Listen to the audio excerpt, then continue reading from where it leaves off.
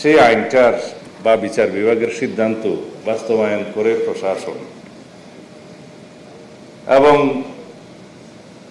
আমি এখন আর্টিকেল বললে অনেকে শেকায়ত করে, তারপরেও বলছি বিচার বিভাগের সিদ্ধান্ত বিভিন্নভাবে সংবিধানে বলা আছে কিভাবে কিভাবে মান্য করতে হবে।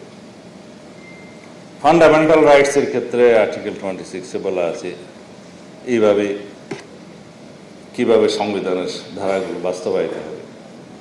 আমরা সবাই আর্টিকেল 102 সম্পর্কে সবাই জানি, বাংলাদেশের আমজনতা জানে যে রিটের ক্ষমতা, যে কারো মৌলিক অধিকার ক্ষুণ্ণ হলে এটা আর্টিকেল 44 অনুসারে ক্ষমতা দেয়া আছে।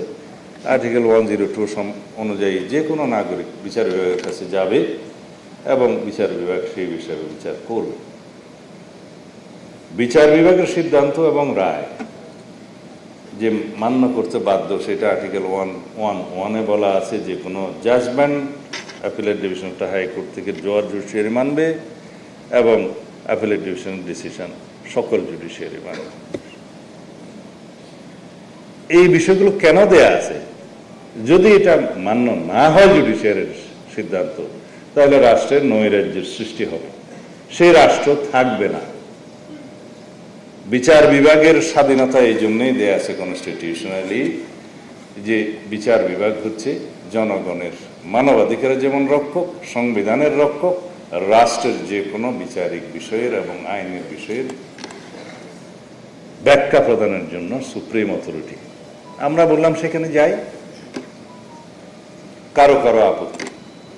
কেন আপত্তি জানি না। যদি কনস্টিটিউশনাল অর্ডার করেই এই জুলাই সনদের বাস্তবায়ন করতে হয়, এখন থেকেই সেটার কার্যকর করতে হয়, তাহলে তো দেশের দুইটা কনস্টিটিউশন বিরাজ করবে।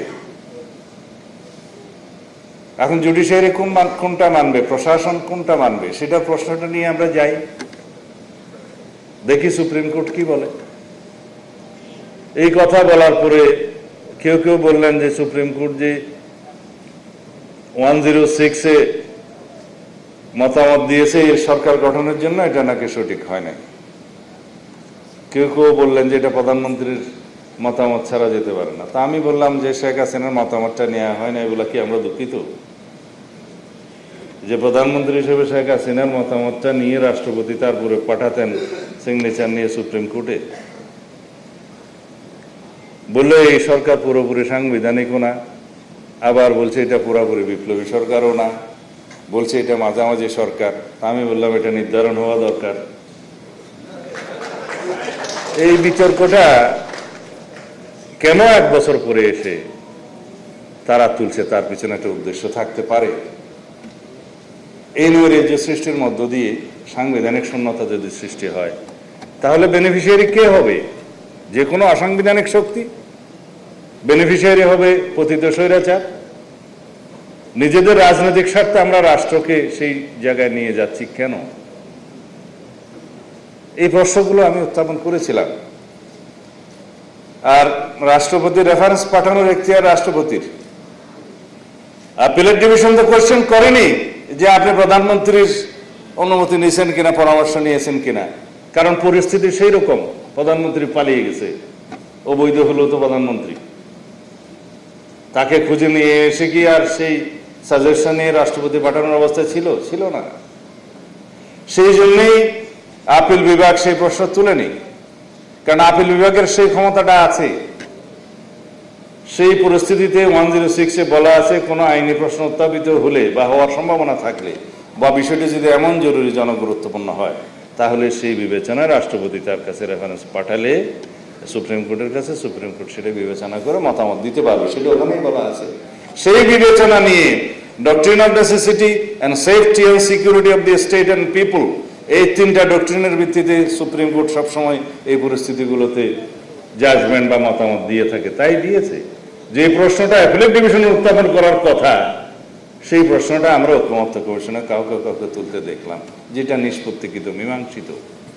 সেটার বিরুদ্ধে এখনো চ্যালেঞ্জ হয়ে জুডিশিয়ারির কাছে যায় নাই, গেলেও সেটার কোনো হার্ড হয় নাই, নিষ্পত্তি হয় নাই।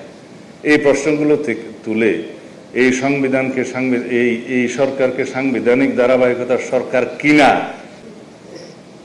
কেউ বলছেন পিআর চাই, ঠিক আছে, পিআর যদি চাইতে হয় সেটা তো ডিসাইড করবে জনগণ। আমরা কে কয়টা রাস্তায় মিছিল করলাম, বিভাগীয় পর্যায়ে কে কয়টা সভা করলাম, 1000-2000 লোক নিয়ে মিছিল করলাম, তাতে কি পিআর প্রতিষ্ঠিত হয়ে গেল? আপনারা নির্বাচনী ইশতেহারে আপনাদের দাবিগুলো উল্লেখ করে নির্বাচনে আসুন। জনগণ যদি আপনাদের পক্ষে রায় দেয়, ইশতেহারের পক্ষে রায় দেয়, আপনারা সেটা বাস্তবায়ন করবেন। এটাই তো গণতান্ত্রিক রীতি।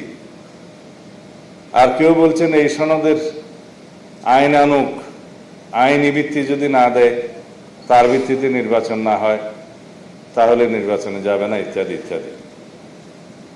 তা আইনি ভিত্তি দিয়ে সমস্ত কলা কৌশল নিয়েই তো আমরা আলোচনায় আছি।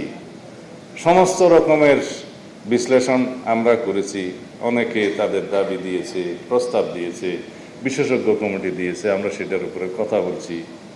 এবং কোন পদ্ধতি অবলম্বন করলে ভবিষ্যতে সাংবিধানিক জটিলতা হবে না, আইনানুগভাবে নির্বাচন করতে পারবো, সেই বিষয়ে আমরা মতামত দিয়েছি। আসুন, আমরা বিচার বিভাগের মতামত নেই, কারণ দিন শেষে এটার ইন্টারপ্রিটেশনের জন্য বৈধতা অবৈধতা যাচাইয়ের জন্য তো সেই বিচার বিভাগের কাছেই যাবে।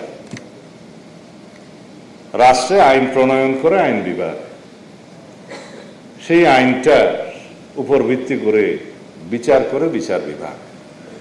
আমরা এটাকেই ধারণ করব। আমরা ঐক্যবদ্ধ থাকবো জাতীয় ইস্যুতে, দেশের স্বার্থে ইস্যুতে, স্বাধীনতা, সার্বভৌমত্ব, গণতন্ত্রের ইস্যুতে, যে কোনো জাতীয় বিষয়ে আমরা ঐক্যবদ্ধ থাকব। কিন্তু গণতান্ত্রিক চর্চায় আমাদের মধ্যে বাহাস হবে, মতভিন্নতা হবে, বহুমত পোষণ করব, কিন্তু সেটার নিষ্পত্তি হবে আলোচনার টেবিলে। আলোচনার টেবিল এবং আন্দোলন দুইটা যদি একই ইস্যুতে হয়, তাহলে এটাও স্ববিরোধিতা।